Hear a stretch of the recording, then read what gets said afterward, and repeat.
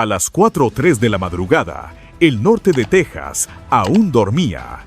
Las calles parecían tranquilas. Las casas silenciosas. Nada parecía fuera de lugar. Hasta que el cielo comenzó a vibrar. Hélices rompiendo el aire. Motores blindados avanzando en barrios residenciales. Equipos tácticos desplegándose en 6 ciudades al mismo tiempo. En segundos, vecindarios comunes se convirtieron en escenarios de guerra federal. Pero esto no era una redada cualquiera. No era una operación local. No era un caso más. Era el final oculto de 3 años de cacería silenciosa contra una organización vinculada a más de 180 tiroteos, asesinatos y tráfico de sustancias. No buscaban pandilleros comunes. Buscaban una estructura criminal organizada como una empresa y armada como un ejército. Quédate, porque lo que ocurrió esa mañana cambió por completo el mapa criminal del norte de Texas. Durante años, la vida en los barrios del este de Arlington transcurrió con una normalidad que hoy resulta casi irónica. La gente salía cada mañana hacia sus trabajos sin imaginar que a muy pocos metros se estaban tomando decisiones que acabarían con vidas en cuestión de segundos. Los niños jugaban en las aceras, se escuchaban radios encendidas al atardecer y las familias cerraban sus puertas, convencidas de que estaban a salvo. Pero lo que nadie veía era que esa calma no era verdadera. Era solo el disfraz perfecto para una amenaza que aprendió a moverse sin hacer ruido. A partir de 2022, comenzaron a aparecer señales imposibles de ignorar. Lo que antes eran incidentes aislados, se transformaron en una cadena persistente de violencia nocturna y tensión diurna. Los disparos ya no eran esporádicos, los asaltos dejaban de ser casuales, y ciertas calles comenzaban a vaciarse antes de que anocheciera. Era como si una fuerza invisible hubiera tomado control del territorio, sin anunciarse, sin dejar un nombre, sin mostrar un rostro, pero marcando cada rincón como suyo. Los patrulleros fueron los primeros en notar el patrón.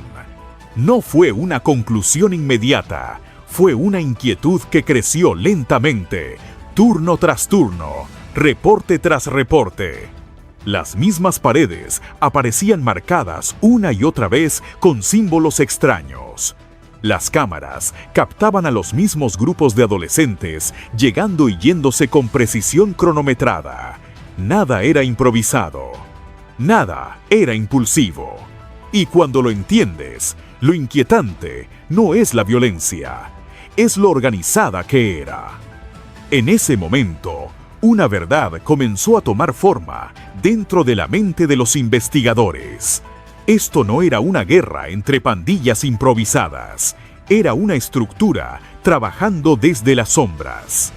Había una mente dirigiendo movimientos, asignando tareas, repartiéndoles destino a jóvenes que ni siquiera comprendían del todo para quién trabajaban. Y entonces ocurrió el error que nadie planeó. El movimiento equivocado que dejaría al monstruo expuesto por primera vez. La balacera no fue un accidente ni una reacción impulsiva. Fue un mensaje, una demostración de fuerza cuidadosamente calculada.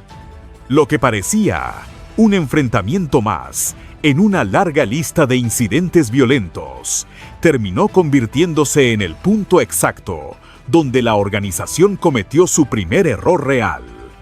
El ataque fue tan preciso, tan rápido y tan silencioso que dejó claro algo perturbador. Quienes ejecutaron la acción no improvisaron ni actuaron por rabia. Siguieron instrucciones. Cuando los agentes comenzaron a reconstruir los hechos, una revelación estremeció incluso a los investigadores más experimentados. Muchos de los implicados eran menores de edad. Jóvenes que no disparaban por conflicto personal, sino por obediencia. No por ira, sino por control. En ese instante, el caso dejó de ser un problema de pandillas y pasó a convertirse en una red de manipulación estructurada, donde adolescentes eran tratados como piezas reemplazables dentro de una maquinaria criminal. Esa clase de reclutamiento no ocurre al azar. Ocurre cuando alguien dirige desde arriba. La verdadera grieta apareció en un pequeño apartamento cerca de Arkansas Lane. Desde fuera, era un lugar común, uno más en 300. Desde adentro, era el corazón silencioso de una operación mucho más grande. Allí, encontraron teléfonos desechables, utilizados por pocos días, y luego enterrados en basura digital.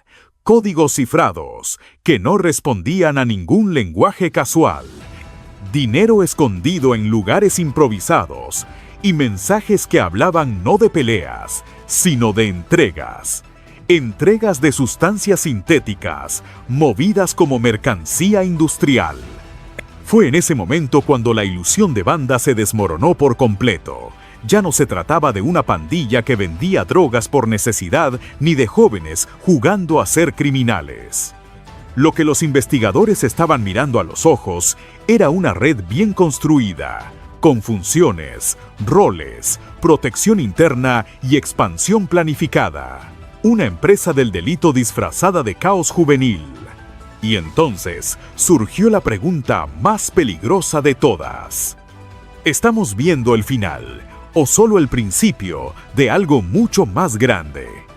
La investigación avanzó como una sombra durante casi 2 años. Sin anuncios, sin conferencias de prensa, sin filtraciones.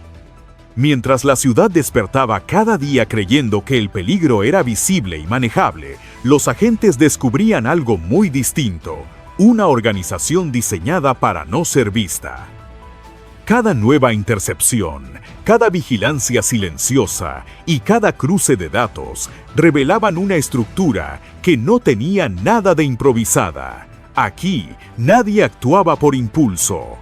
Cada integrante cumplía un rol, como en cualquier corporación bien dirigida. La jerarquía quedó clara con el tiempo. En la cima, jefes que jamás empuñaban armas, pero que movían destinos completos con una sola orden. Debajo de ellos, mandos medios que administraban territorios, distribuían funciones y protegían rutas. Más abajo, jóvenes reclutados que ponían el cuerpo, asumían el riesgo y cargaban con la violencia. No eran soldados de guerra, eran empleados de una empresa criminal, donde la vida tenía menos valor que una entrega perdida. Y lo más inquietante no estaba en las armas, estaba en las pantallas. Las redes sociales no eran un medio de distracción. Eran tableros de mando. Los videos no eran solo exhibición, eran mapas cifrados. Colores, gestos, fondos, símbolos, todo comunicaba algo. No a la audiencia, sino a los miembros. No era cultura, era código. El dinero seguía la misma lógica silenciosa. Nada de grandes sumas visibles ni movimientos evidentes. El sistema funcionaba con tarjetas prepagadas, pagos digitales fragmentados, transferencias invisibles que se deslizaban de aplicación en aplicación como si no existieran. El objetivo no era solo ganar, era borrar rastros. Y entonces los analistas lo confirmaron sin margen de duda. Esto no era delincuencia común, era una organización con estructura legalmente identificable. Crimen organizado con rostro empresarial. Una corporación de la sombra operando dentro de vecindarios normales. Cuando todo estalló al mismo tiempo, no hubo sirenas previas ni comunicados de alerta.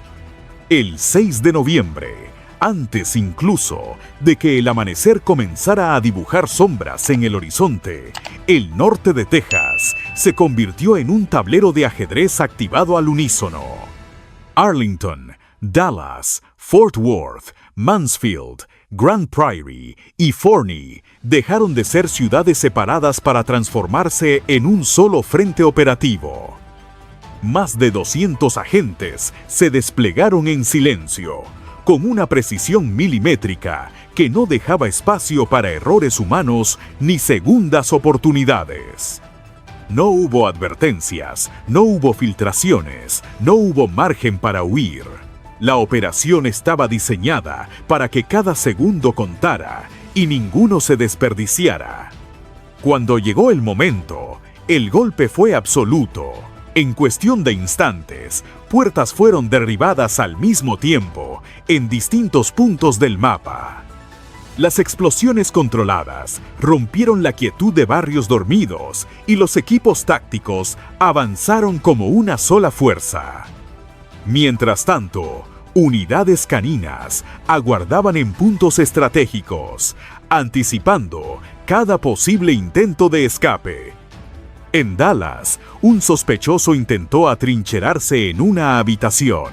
En Fort Worth, otros optaron por huir por ventanas. En Arlington, algunos corrieron sin saber que ya estaban rodeados. Pero la sincronía fue perfecta. No hubo salidas posibles, no hubo rutas libres. En menos de 4 horas, el edificio completo de la organización había colapsado. 21 integrantes fueron detenidos, armas retiradas de circulación, dispositivos cifrados puestos en custodia, dinero asegurado y sustancias ilegales incautadas. La red no fue debilitada, fue desmantelada. Era una estructura preparada para resistir ataques aislados, pero no una embestida total. Y eso fue precisamente lo que ocurrió. Todo cayó al mismo tiempo, sin que la organización pudiera reaccionar, borrar evidencia o advertir a otros. Aquella madrugada, el silencio que regresó después no fue normal. Fue el sonido de un sistema quebrado desde dentro. Las casas fueron aseguradas, pero lo más valioso estaba en los dispositivos. Teléfonos, memorias, códigos. Y ahí apareció la verdad completa. Los analistas descubrieron rutas de distribución a gran escala. Se estima que la red movió cantidades cercanas a toneladas de sustancias sintéticas durante años. No vendían en esquinas, sostenían un mercado oculto. También detectaron cadenas de pagos, cuentas fantasma, retornos escalonados, fragmentación de ingresos. Era un negocio criminal con estructura financiera.